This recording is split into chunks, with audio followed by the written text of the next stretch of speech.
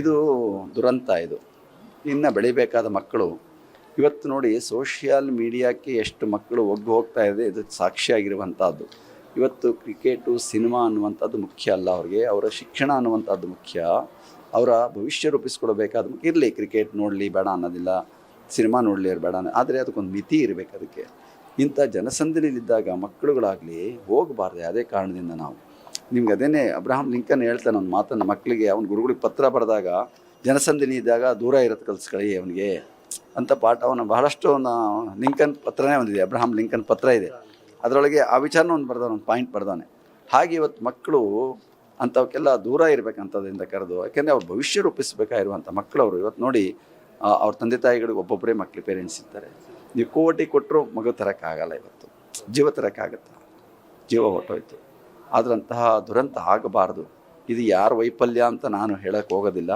ಇಂಥ ದುರಂತಗಳಾಗಬಾರ್ದು, ಸಾವು ನೋವು ಆಗಬಾರ್ದು, ಯಾವುದೇ ಆದರೂ ವ್ಯವಸ್ಥಿತವಾಗಿ ಆಗಲಿ ಅಂತ ಹಾರೈಸ್ತೇವೆ. ಯಾರು ಹೊಣೆ ಅಂತ ನಾನು ಹೇಳೋದಕ್ಕೆ ಆಗೋದಿಲ್ಲ. ಅದು ಈಗಾಗಲೇ ತನಿಖೆ ನಡೀತಾ ಇದೆ, ನ್ಯಾಯಾಂಗ ತನಿಖೆ ನಡೀತಾ ಇರೋದ್ರಿಂದ ನಾವು ಮಾತನಾಡುವಂಥ ವಿಚಾರ ಅಲ್ಲ ಅದು. ನ್ಯಾಯಾಂಗ ತನಿಖೆ ಹೊರಗೆ ಬಂದ ಮೇಲೆ ಅದಕ್ಕೆ ಸರ್ಕಾರ ಏನು ಬೇಕೋ ಕ್ರಮ ಕೈಗೊಳ್ಳುತ್ತದೆ. ಪೋಷಕರು ನೋಡ್ರಿ, ಅವರೆಲ್ಲ ಅವ್ರವ್ರು ಹೇಳ್ತಾರೆ, ಈಗ ಸರ್ಕಾರದ ವೈಫಲ್ಯವೋ ಪೊಲೀಸ್ ವೈಫಲ್ಯವೋ ನೋಡಿ, ಪೊಲೀಸ್ನವ್ರು ತಲೆದಂಡ ಆಯ್ತು ಇವತ್ತು. ಅವ್ರಿಗೆ ಪೊಲೀಸ್ನವ್ರು ಎಂಥ ದಕ್ಷ ಅಧಿಕಾರಿಗಳು ತಲೆದಂಡ ಆಯಿತು ಅಂತ ಬಹಳಷ್ಟು ಎಲ್ಲ ನೋವು ಪಟ್ಕೊಳ್ತಾ ಇದ್ದಾರೆ. ಪೊಲೀಸ್ ಸಿಬ್ಬಂದಿನೇ ಅವ್ರ ಬಗ್ಗೆ ಎಷ್ಟು ಕಾಳಜಿ ಕಳವಳ ವಹಿಸ್ತಾ ಇದ್ದಾರೆ, ಇಂಥ ಅಧಿಕಾರಿಗೆ ಹಿಂಗೆ ಆಯಿತು ಅಂತೇಳಿ. ಅದೆಲ್ಲ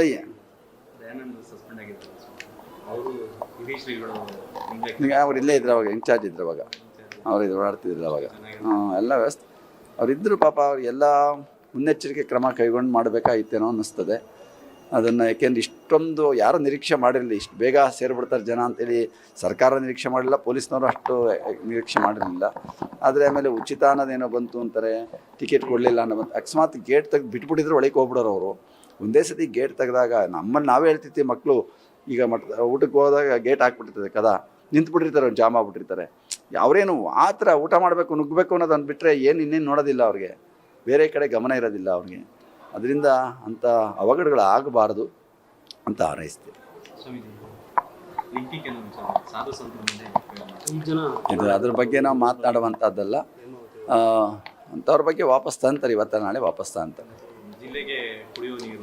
ನೋಡ್ರಿ, ಇದು ನೀರು ರಾಷ್ಟ್ರೀಯ ಸಂಪತ್ತು. ಇದು ನಾವು ಯಾರಿಗೂ ಇಲ್ಲ ಅನ್ನೋಕ್ಕಾಗೋದಿಲ್ಲ, ಕೊಡ್ತೀವಿ ಅಂತ ಹೇಳೋಕ್ಕಾಗೋದಿಲ್ಲ. ಇದು ಭಗವಂತ ಕೊಡುವಂತಹ ಒಂದು ನೀರು ಅನ್ನುವಂಥದ್ದು. ನೀರನ್ನು ಮಳೆ ಒಯ್ದೇ ಹೋದರೆ, ಜಾಮ್ ತುಂಬದೇ ಹೋದರೆ ಯಾರು ನೀರು ಕೊಡೋಕ್ಕಾಗುತ್ತೆ ಇಲ್ಲಿ? ನಾವು ಎಲ್ಲ ಇದ್ದಾಗ ಹಂಚಿಕೊಂಡು ಬದುಕಬೇಕಾಗಿರುವಂಥದ್ದು ಮುಖ್ಯ ನೋಡಿ. ಹಾಗೆ ಹೆಚ್ಚಿನದಾಗ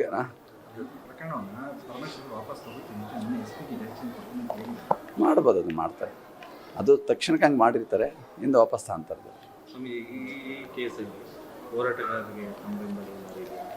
ಎಲ್ಲರೂ ನೋಡ್ರಿ, ಎಲ್ಲರೂ ಹಂಚ್ಕೊಂಡು ಊಟ ಮಾಡಬೇಕಾಗಿರುವಂಥದ್ದು. ಎಲ್ರಿಗೂ ಬೇಕಾಗಿದೆ ನೀರು, ಯಾರಿಗೆ ಬೇಕಾಗಿಲ್ಲ? ಈಗ ನಾವು ಕುಡಿತಾ ಇರೋ ನೀರು ಹೇಮಾವತಿ ನೀರೇ, ಮಕ್ಳಿಗೆ ಬರೋ ನೀರು ಹೇಮಾವತಿ. ತುಮಕೂರು ಬೆಳೀತಾ ಇದೆ, ಇವತ್ತು ಉಳಿದಿದೆ. ಹೇಮಾವತಿ ನೀರು ತುಮಕೂರು ಇರೋಕ್ಕಾಗುತ್ತಾ ನಾವು? ಈಗ ರೈತರು ಕೆರೆಗಳ ನೀರು ತುಂಬಿದಿರಾಗುತ್ತಾ? ಇದುವರೆಗೂ ಕೂಡ ಎಷ್ಟೋ TMC ಇದೆ ನಮ್ಮ ತುಮಕೂರಿಗೆ, ಅದನ್ನೇ ನಾವು ಬಳಸ್ಕೊಳಕ್ಕಾಗಿಲ್ಲ. ಇನ್ನು ಅದನ್ನು ಪೂರ್ಣ ಪ್ರಮಾಣದ ಬಳಸ್ಕೊಳಕ್ಕೆ ವ್ಯವಸ್ಥೆ ಆಗಿಲ್ಲ ಇನ್ನು. ಇವತ್ತು ಅದನ್ನೆಲ್ಲ ಬಳಸ್ಕೊಳ್ಳುವಂಥ ಪ್ರಯತ್ನ ಮಾಡಲಿ, ಉಳಿದ ನೀರನ್ನು ಹೆಚ್ಚಿಗೆ ಬೇರೆಯವ್ರಿಗೂ ಕೊಡುವಂಥ ಒಂದು ಉದಾರತೆ ಬೇಕಾಗಿರುವಂಥದ್ದು. ಏಕೆಂದರೆ ನಮ್ಮ ಭಾಗ ಎಲ್ಲವೂ ಕೂಡ ಇದು ಮಳೆ ಆಶ್ರಯಿತವಾಗಿರುವಂಥದ್ದು. ಯಾವುದೇ ನದಿ ಇಲ್ಲವೇ ಇಲ್ಲ ನಮ್ಮಲ್ಲಿ. ಈ ಜಯಮಂಗಲಿ ನದಿ ಇದೆ, ಬೇರೆ ಬೇರೆ, ಆದರೆ ಅವು ಯಾವ ಮಳೆಗಾಲದಲ್ಲಿ ಸ್ವಲ್ಪ ಹರಿತವೆ, ಇದ್ದಂತೆ ಇಲ್ಲ. ಅದರಿಂದ ಎಲ್ಲರೂ ಒಂದು ರೀತಿ ಸೌಹಾರ್ದವಾಗಿ ಹೋಗಬೇಕಾಗುತ್ತೆ. ಎಲ್ಲರೂ ಒಟ್ಟಾಗಿ ಹೋದರೆ ಒಳ್ಳೆಯದು. ಅದೆಲ್ಲ ಸರ್ಕಾರ ಇದನ್ನು ಕುಳಿತು ತಜ್ಞರಿಂದ ಎಲ್ಲರಿಗೂ ಹೇಳಿಸಿ ಎಲ್ಲರ ಮನವರಿಕೆ ಮಾಡ್ಕೊಂಡು ಅದನ್ನು ಮುಂದುವರ್ಸ್ಕೊಂಡೋ ಮಾಡೋದೋ